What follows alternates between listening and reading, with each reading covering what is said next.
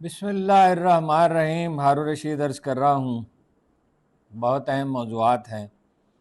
عمران خان اور Bushra be be کے مقدمے کی سماعت ہوئی ہے القادہ ٹرسٹ کیس اسلام آباد ہائی کورٹ میں۔ ججوں کے تبادلے پہ سپریم کورٹ میں درخواست دائر کی ہے وکلاء نے، حامد خان اور ان کے ساتھیوں نے۔ پٹرول کی قیمت میں اضافہ کل متوقع ہے اور بہت بڑا اضافہ متوقع ہے۔ مارکیٹوں کے بند ہونے کے معاشی اثرات ظاہر ہو رہے ہیں، اس پہ بحث ہو رہی ہے۔ اور ٹرانسپورٹر جو ہیں ملک بھر میں ہڑتال کے بارے میں سوچ رہے ہیں۔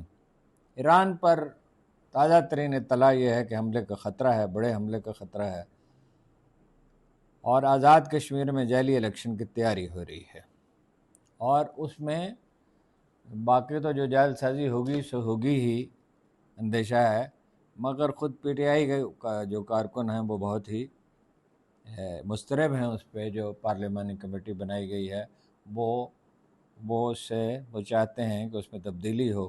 انہیں اندیشہ ہے کہ وہ ٹکٹ میرٹ پر نہیں دیے جائیں گے۔ یہ گلگت بلتستان کا میں آپ کو پہلے ہی بتا چکا ہوں۔ 12:20 پر ڈویژن بینچ میں سماعت شروع ہوئی عمران خان اور بشریٰ بی بی کے کیس کی۔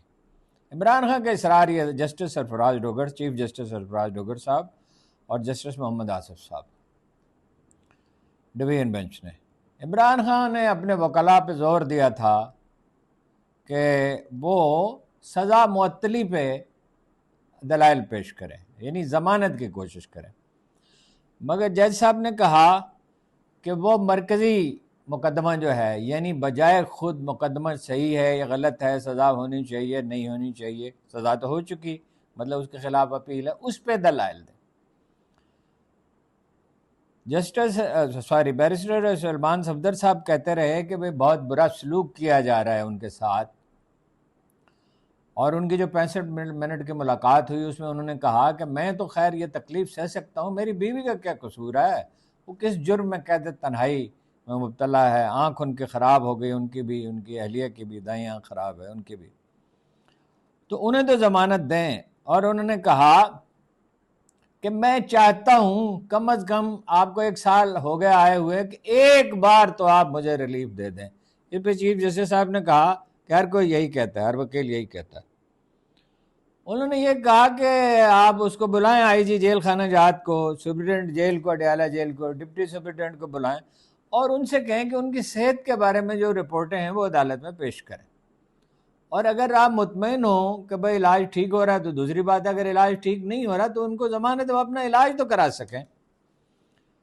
تو یہ معاملہ جو ہے وہ سیریس ہے، تو مگر یہ کہ جج حضرات نے فیصلہ جو ہے وہ اپنا محفوظ کر لیا اور غیر معینہ مدت کے لیے سماعت ملتوی کر دی۔ اب یہ وہ فیصلہ کریں گے کہ یہ مرکزی اپیل سنی جائے، یعنی یہ مقدمہ بجائے خود پورے کا پورا سنا جائے کہ سزا ٹھیک دی گئی ہے یا نہیں دی گئی۔ یہ بھی انہوں نے کہا سلمان صفدر صاحب نے کہ جب انہیں سزا دی گئی تھی تو ناصر جاوید غالباً نام تھا جج صاحب کا، تو اس میں قید تنہائی میں رکھنے کو نہیں کہا گیا تھا بشریٰ بی بی کو، مگر انہیں قید تنہائی میں رکھا گیا ہے۔ تو انہوں نے کہا 65 منٹ کی جو میں ملاقات میں نے کی تھی اس میں وہ انہوں نے کہا تھا کہ بھائی یہ جیل مینول کے مطابق ان سے سلوک نہیں کیا جا رہا۔ بہرحال وہ سماعت ملتوی ہو گئی، اور دلچسپ 1-2 واقعات یہ پیش آئے کہ سہیل آفریدی صاحب جو ہیں وہ 1 ماہ پہلے آئے تھے کہیں، جسٹس سلمان صفدر صاحب نے بعد میں کہا کہ آج تو ریلیف صرف سہیل آفریدی صاحب کو ملی، یعنی پختونخوا کے چیف منسٹر صاحب کو۔ وہ ریلیف کیا تھی؟ یہ بڑا دلچسپ قصہ ہے۔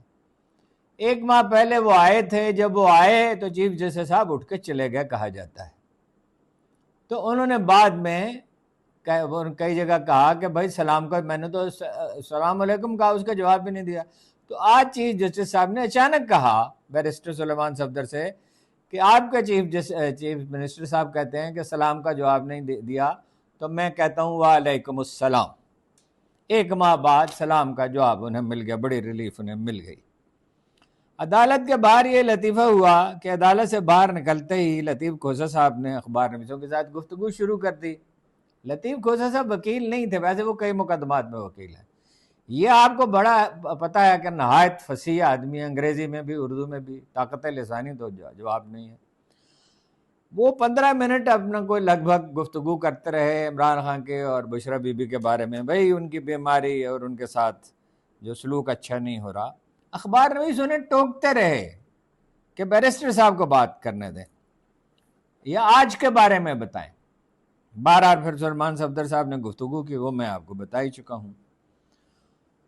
تو وکلا نے جو ہے وہ اپنا درخواست دائر کر دی، آپ سے عرض کیا. اب وہ یہ اندیشہ پی ٹی آئی کے حلقے، عمران خان کے قریبی حلقے، یہ اندیشہ ظاہر کر رہے ہیں کہ فیصلے تو خلاف ہوگا، جیسا کہ بالعموم ہو رہا ہے مقدمات میں، اور پھر یہ چلا جائے گا اس میں آئینی عدالت میں. ادھر حامد خان صاحب کہتے ہیں کہ آئینی عدالت میں اس لیے ہم نے مقدمہ نہیں کیا کہ ہم اسے تسلیم ہی نہیں کرتے.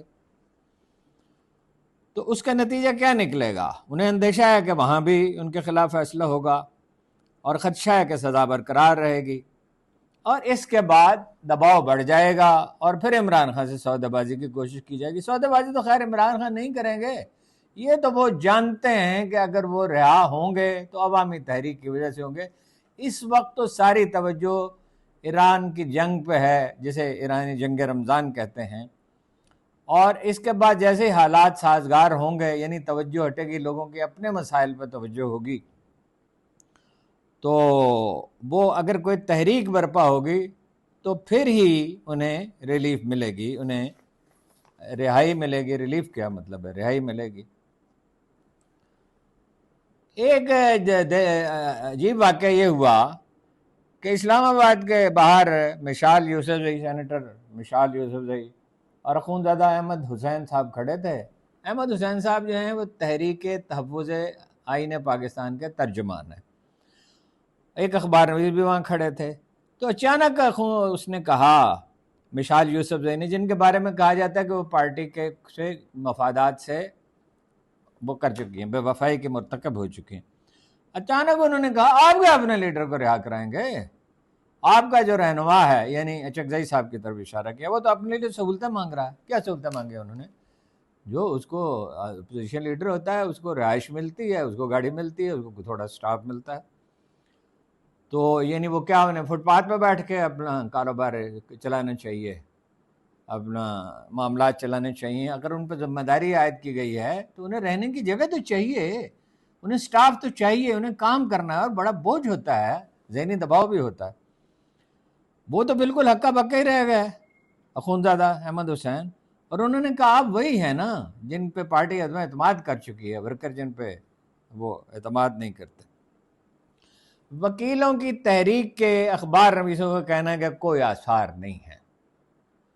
یعنی سچویشن یہ ہے کہ ایک طرف یہ سنہری موقع ہے، اس وقت لوگ ججوں کی وہ اس پہ ناراض ہیں. جسٹس بابر ستار نے کہا اس میں آئینی کمیشن میں کہ مجھے موقع دیا جائے، اور انہوں نے اپنا موقع بیان کیا، لیکن ظاہر ہے سنی انسنی کر دی گئی. اور وکلا نے ایک موقف تو جو اختیار کیا بیانی کے حد تک وہ تو ٹھیک ہے، لیکن وہ تحریک کے لیے ظاہر ہے انصاف کے اب کتنے 26ویں اور 27ویں ترمیم کے بعد انصاف ملنے کے کتنے امکانات تھے. تو یہ اس کے لیے موقع تو ہے کہ وہ کوئی تحریک برپا کریں، لیکن لوگوں کا کہنا یہ ہے کہ کوئی زیادہ امید نہیں ہے. اور وہ بیان بھی ان کا اب آیا کئی دن کے بعد. یعنی یہ سیاست میں تو ایک ایک لمحہ قیمتی ہوتا ہے. آخر شب دید کے قابل تھی بسمل کی تڑپ، صبح دم کوئی اگر بالائے بام آیا تو کیا. بلکہ یہ بھی نہیں، معاملہ یہ ہے کہ زمانہ بڑے شوق سے سن رہا تھا، ہم ہی سو گئے داستاں کہتے کہتے. یہی وکیل تھے جنہوں نے مشرف کو نکال باہر کیا تھا، جنرل مشرف کو، اور یہی وکیل ہیں کہ جنہیں پتہ نہیں کیا چیز سنگائی گئی ہے، کیا کھلایا ہے، کیا پلایا ہے، اور کیا ان کی حالت ہو گئی ہے کہ کوئی तैयार ही नहीं, तारीख के चौराहे पे सो गए। पेट्रोल की कीमतों में बड़ा इजाफा होने वाला है कल, थोड़ा सा इजाफा नहीं होगा। ज़हनी तौर पे प्राइम मिनिस्टर क्यों टीवी पे आए, क्यों उन्होंने मैसेज जारी किया? उन्होंने इसलिए मैसेज जारी किया कि लोगों को ज़हनी तौर पर तैयार किया जाए। हो सकता है कोई लगभग 100 रुपये इजाफा हो जाए, क्योंकि वो कहते हैं $300 मिलियन के बजाय $800 मिलियन का फी हफ्ता अखराजात हो रहे हैं। भाई राशनिंग करें। ये जो 90,000 गाड़ियाँ हैं, कितने की नाक गाड़ियाँ हैं सिविल सर्विस को दी हुई, वापस लें गाड़ियाँ। उनसे कहें ये गाड़ियाँ आप ख़रीद लें, किस्तों में इसके पैसे दे दें और उन्हें एक अलाउंस दे दें। वो लामहदूद अखराजात, BMW गाड़ियाँ आईनी अदालत के जजों के लिए, सुप्रीम कोर्ट के जजों के लिए मरात में इजाफे। ओ भाई यही सिविल सर्विस का आला मकान बना के दे रहे हैं, तैयारे खरीदे जा रहे हैं। भाई कवायद शायरी करें ना। ये ठीक है पेट्रोल की कीमत में इजाफा हुआ है, ये ठीक है बोझ पड़ा है मईशत पे, ये ठीक है। मैं उस पर बात करता हूँ कि अमारात से पाकिस्तानियों को निकाला जा रहा है, तरसीरात ज़र जिनका हदफ $42 बिलियन है, उसमें कुछ कमी का अंदेशा है। उस पर इसराइली बड़ी खुशी मना रहे हैं कि पाकिस्तान मुश्किल में पड़ेगा। लेकिन आप भी तो कुछ करें। आपने लूट खाया इस मुल्क को। 6, 7, 8 सेंट की बजाय 17 सेंट पे बिजली खरीद रहे हैं। बिजली भी वो जो इस्तेमाल ही नहीं होती, डिस्ट्रीब्यूशन सिस्टम बनाया ही नहीं। किसकी हैं ये फैक्ट्रियां? ये शरीफ खानदान की हैं, उनके हवारियों की हैं, जरदारी खानदान की, उनके हवारियों की हैं, कुछ चीनी हुकूमत की हैं, कुछ अपना ये फौजी अदारों की हैं, कुछ अपना अरबों के हैं चंद एक, और कुछ आम सरमायादारों की। ज़्यादा जो इसमें से सरमाया जा रहा है वो तो शरीफ जरदारी खानदान, उनके हवारियों को जा रहा है। कितना खून चूसेंगे आप लोगों का, कितनी आहों से कलेजा तेरा ठंडा होगा, कितने आंसू तेरे सहराओं को गुलनार करें। इन लोगों से निजात पाए बगैर ये मुल्क कैसे चलेगा? ये बात काबिल फहम नहीं है। इसराइली चैनल है जी दवाज़देह, यानी चैनल 12, तो उस पे डिबेट एक कल हो रही थी। उसमें ये उन्होंने बड़ी, ये जो दुनिया टीवी पे एक प्रोग्राम होता है थिंक टैंक, इसकी तरह 3, 4, 5 आदमी बैठते हैं और इस पे गुफ्तगू करते हैं। तो वो उन्होंने कहा कि वो बड़े खुशी का इजहार कर रहे थे कि मुत्तहिदा अरब अमारात ने हमारा डट कर साथ दिया, और ये कहा कि पाकिस्तान से पैसे वापस, कर्ज वापस मंगा और पाकिस्तानी को निकाला जा रहा है। और एक बड़ी अजीब व गरीब बात कही इस प्रोग्राम में नहीं, एक और प्रोग्राम में किसी ने कहा कि बाकर काली बाख ने इस्लामाबाद में पंजाबी भंगड़ा डाला। वो कहा बाकर काली बाग, मैं आगे जाके अर्ज करता हूँ, ईरान के ज़मन में कि नहायत मतीन और संजीदा आदमी है, इंतहाई मोतदल मिजाज, खामोश तबाह, और वो मतलब वो यानी ये कहते हैं कि जंग में पहला मकतूल सच्चाई होती है। बहस ये हो रही है जनाब कि 8 बजे जो मार्केटें बंद हो जाती हैं, तो इससे जब से ये सिलसिला शुरू हुआ 100 अरब रुपए का मीशत को नुकसान पहुंचा है। फवाद साहब ने कहा है कि मौसम मुल्क का गर्म है और इस दफ़ा तो अंदेशा है कि टेम्परेचर 52 तक जाएगा। मैंने कल या शायद परसों आप सर्च किया था कि बहुत इस दफ़ा खौफनाक गर्मी पड़ने वाली है। बच्चों का ख़ास तौर पर ख्याल रखना चाहिए। किसी आदमी को घर से बाहर नहीं निकलना चाहिए 10-11 बजे से लेकर 5 बजे तक। बग़ैर ज़रूरत के निकले तो पानी साथ रखना चाहिए, सर ढांपना चाहिए और कपड़े से ढांपना चाहिए, टोपी से नहीं, और पगड़ी से या कपड़े से ढांपना चाहिए, बहुत सख्त। तो उनका ये कहना है कि मौसम हमारे यहाँ शदीद है, इस दफ़ा तो और भी शदीद होगा, तो लिहाजा ये पाबंदी नहीं होनी चाहिए। मेरी राय मुख्तलिफ है, बिल्कुल ज़ाती राय है, मुमकिन है अक्सर लोगों को पसंद आए।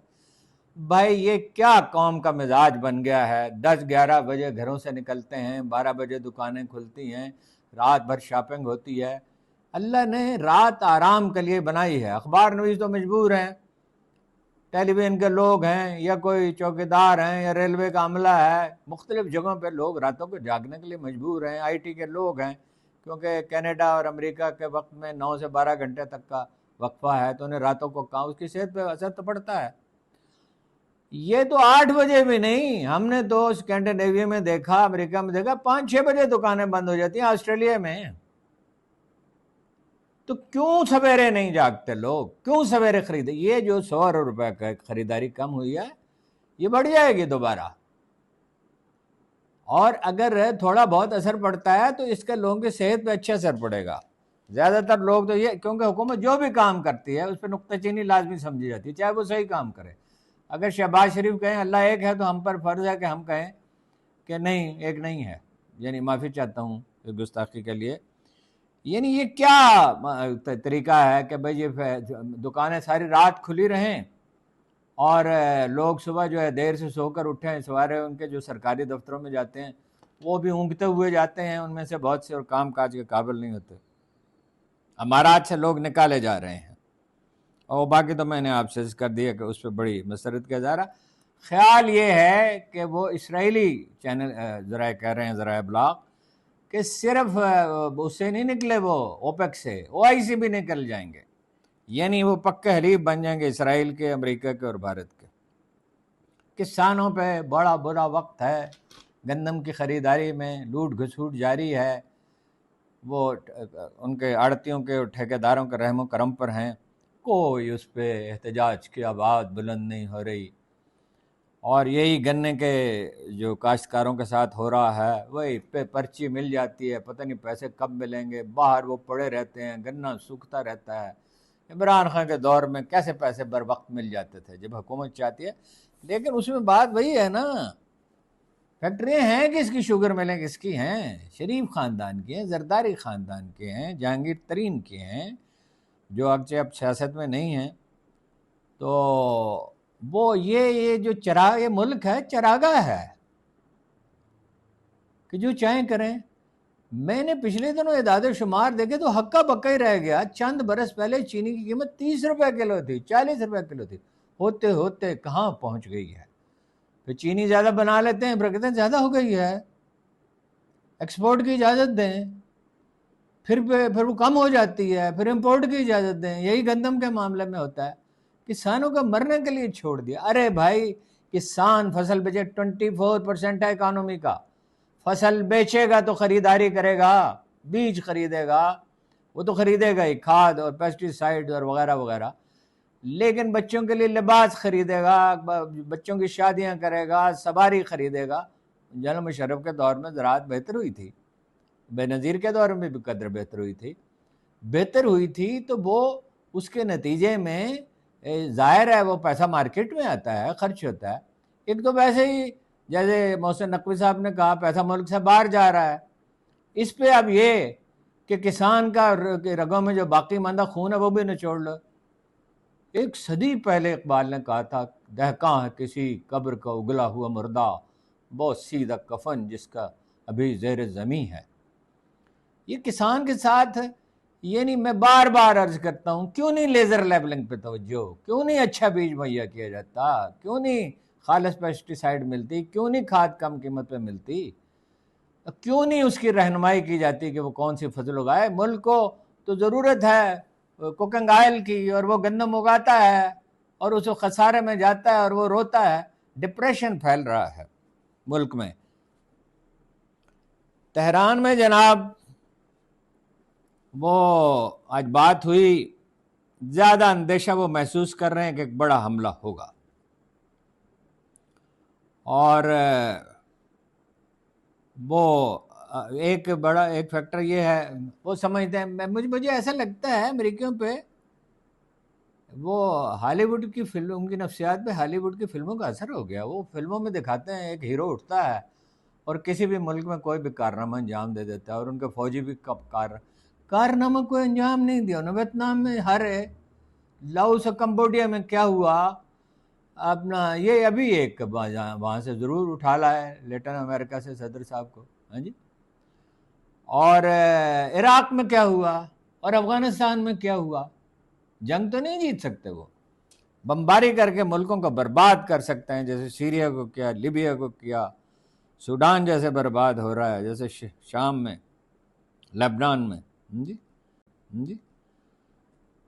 تو اب وہاں ایک اختلاف رائے نظر آتا ہے ایران کے اندر، میں اس کی نوعیت واضح کرتا ہوں۔ پاسداران انقلاب جو ہیں ان کا غلبہ ہے، اور خبر رساں ایجنسیاں تسنیم ہے مثلا، ایک دوسری ایجنسی ہے، وہ ان کے زیر اثر ہے، جنگ بھی انہوں نے لڑی ہے،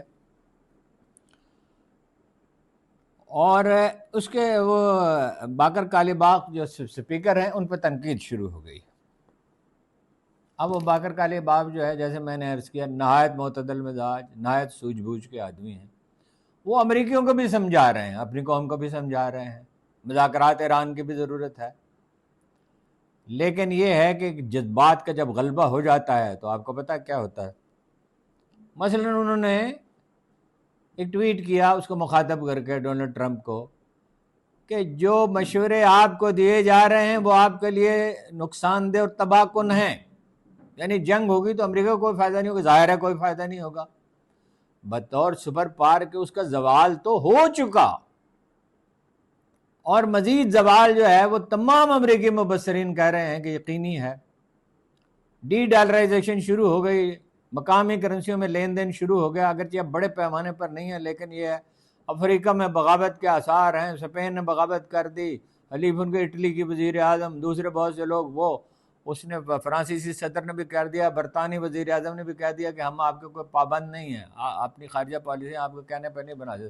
نیٹو عملاً جو ہے امریکہ اس سے پریکٹیکلی الگ ہو چکا، ایک پروسیس باقی ہے. اسی طرح اپنی قوم سے وہ یہی کہہ رہے ہیں کہ بھائی جنگ بند ہو جانے میں ہی بہبود ہے ایران کی. ایران کی کیا، پورے خطے کی، پورے مشرق وسطیٰ کی، پوری دنیا کی، دنیا بھر کی معیشتیں جو ہیں وہ تباہ ہو جائیں گی.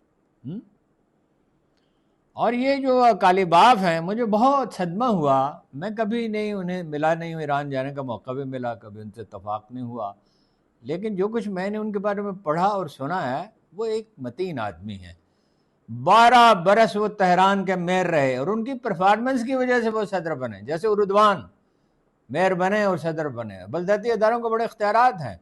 عمران خان صاحب جب گئے وہاں پہ تو وہ انہوں نے بتایا گیا کہ بہت اختیارات ہیں، کہ $500 ملین کے ٹیکس وصول کرتی ہے تہران سٹی سے. اور تہران کو اگر آپ جا کے دیکھیں تو آپ کا دل شاد ہو جائے، ایسی صفائی ہے، ایسی خوبصورتی ہے. اور ایسا آج کل تو موسم بھی ایسا ہے کہ سبحان اللہ، اگر اجازت ہوتی بیرون ملک سفر کرنے کے اگر موقع ہوتا تو میں ضرور جاتا، چونکہ میں موسم بہار ایران کا دیکھ چکا ہوں. اور وہ سمجھتے ہیں کہ مذاکرات ہونے چاہیے. مذاکرات کا مطلب یہ نہیں ہے کہ ایران جو ہے وہ کمزوری دکھائے. ویسے ایرانی قوم میں نقطہ نظر کا اختلاف ضرور ہے، مگر مزاحمت پہ کوئی اختلاف نہیں ہے، کہ جب مزاحمت کریں گے تو ڈٹ کر کریں گے، اس میں سب لوگ شریک ہوں گے. 3.80 کروڑ آدمیوں نے محضر نامے پہ دستخط کیے ہیں، کالیباف سمیت اور مسعود پزشکیان سمیت. تو وہ اپنا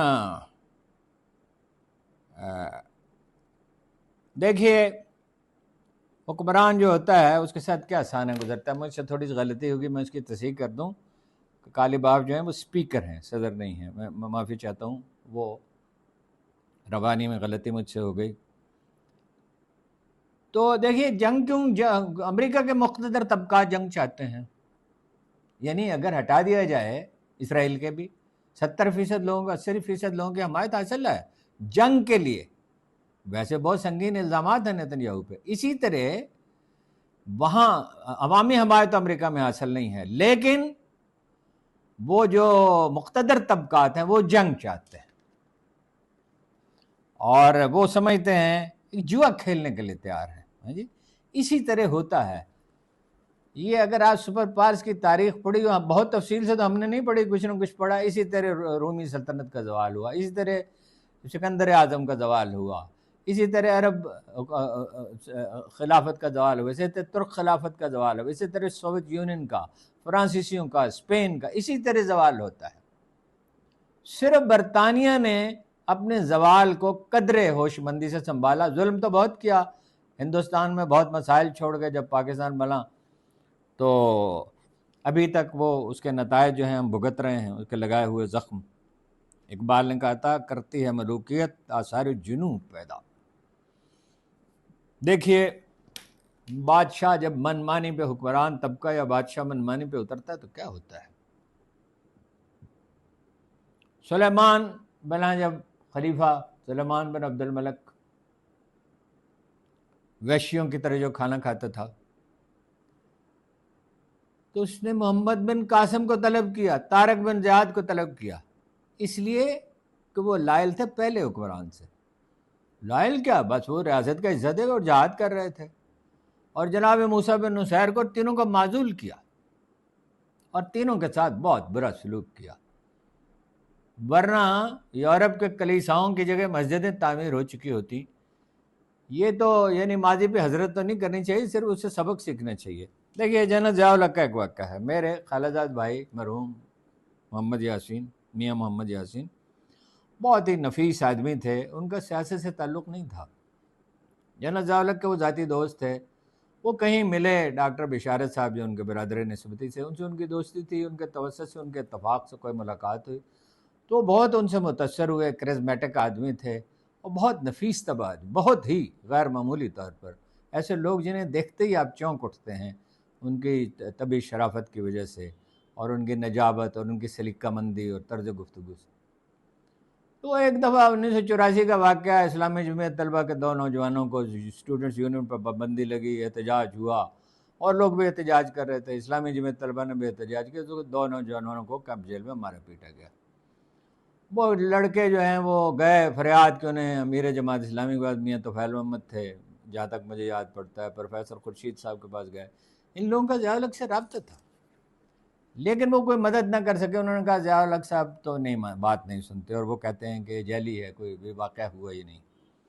وہ یاسین صاحب نے خود مجھے بتایا کہ وہ گئے ان کے پاس اور ضیاء الحق سے کہا کہ یہ واقعہ ہوا ہے، ان سے رابطہ کیا گیا، جہاں تک مجھے یاد پڑتا ہے مجیب شامی صاحب سے بھی رابطہ کیا گیا، اب ڈاکٹر بشارت صاحب سے بھی کیا گیا، لیکن ذمہ داری جو ہے فائنلی جہاں تک مجھے یاد پڑتا ہے یاسین صاحب کو سونپی گئی۔ انہوں نے کہا یہ واقعہ ہوا ہے، ضیاء الحق نے کہا جھوٹ ہے، بلکہ بیان دیا، اس سے پہلے بیان دے چکے تھے کہ اسلام کا نام لیتے ہیں اور جھوٹ گھڑتے ہیں۔